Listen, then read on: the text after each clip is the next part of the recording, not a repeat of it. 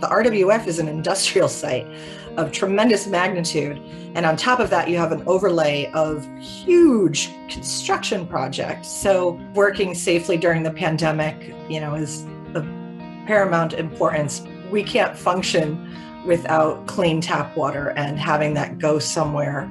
Our safety officer was on site from the start. He was willing to be there and make sure that everything was functional and operating. Our wastewater staff, many of them didn't go back to their homes.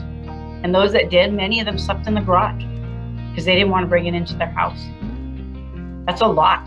And so, getting that kind of commitment, I feel very blessed for that. Kerrie's comment was, when you're interacting with these people, I want them to feel a virtual hug. Like, we can't be there in person for them.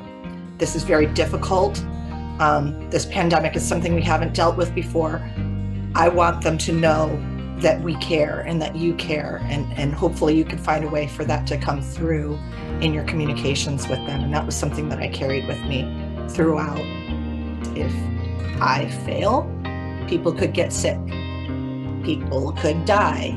If I misstep on something, this could spread and impact our services.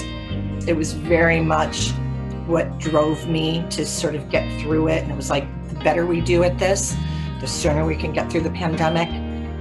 I just frequently checked in with them to make sure that we're doing okay, asked if they needed anything, wanted to make sure, since they were going to be out in the trenches, that they had the PPE that they needed, and was constantly seeking any new ideas on things that we could do.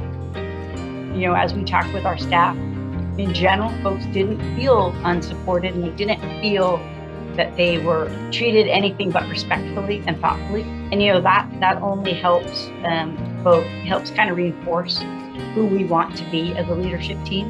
And we want our people to know that they are valued as individuals.